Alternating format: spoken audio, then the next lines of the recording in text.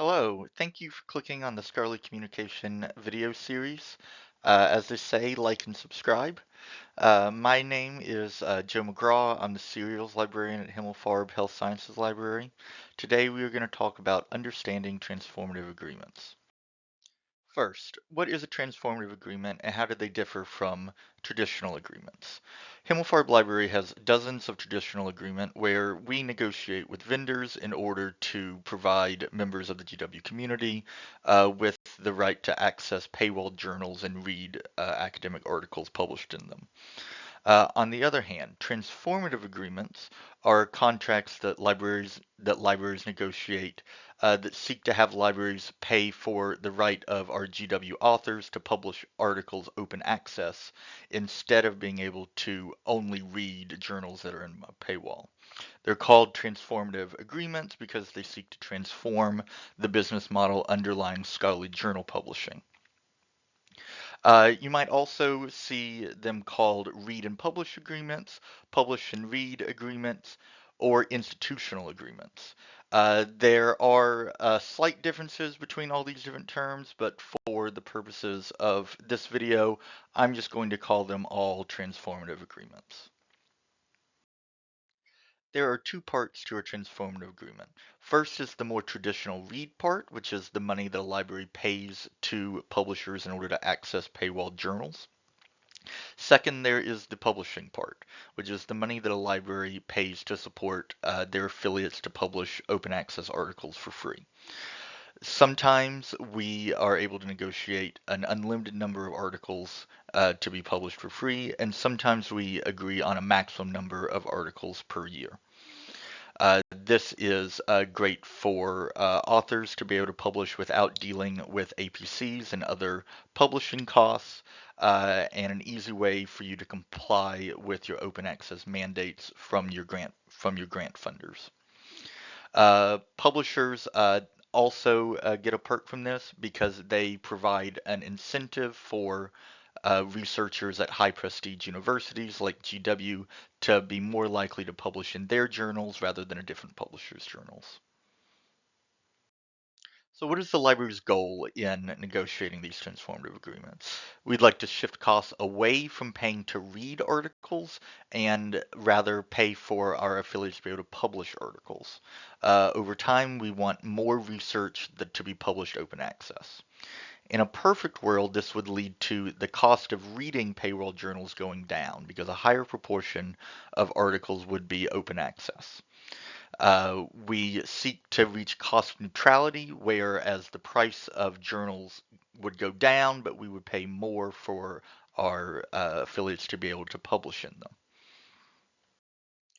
But what about real life?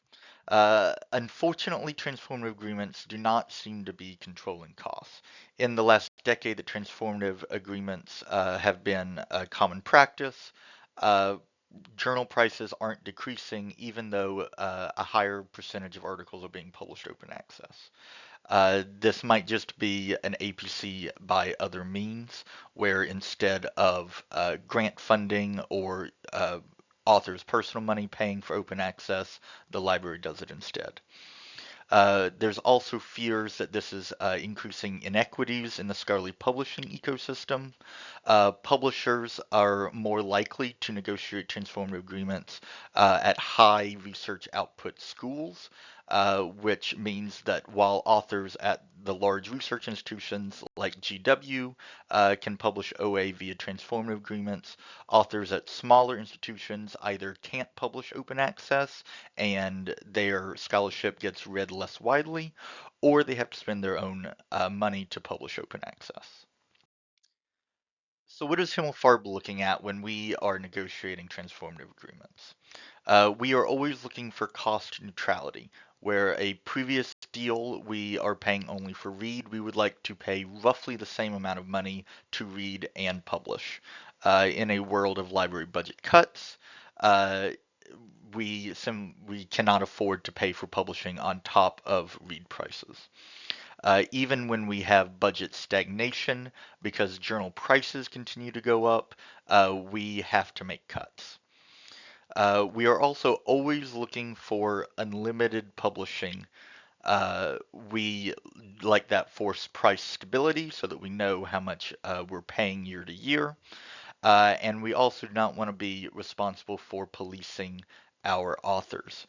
We, if we negotiate 10 articles to be published for free each year, we do not want to be telling author number 11 that they can't publish for free. Himmelfarb Library does have two transformative agreements already. We have an agreement with Cambridge University Press, where GW affiliates can publish in about 400 journals. About 50 of those journals are health sciences and public health related.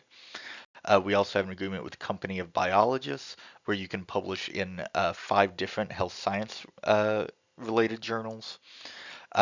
You can find more information about these agreements at our scholarly publication guide with this link on the screen and also in the description of the YouTube video.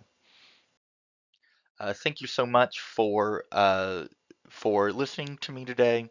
I am always happy to answer any questions. You can reach out to the library and ask for Joe McGraw. Here is the sources I used to make this presentation, as well as further reading. This information will also be in the YouTube description.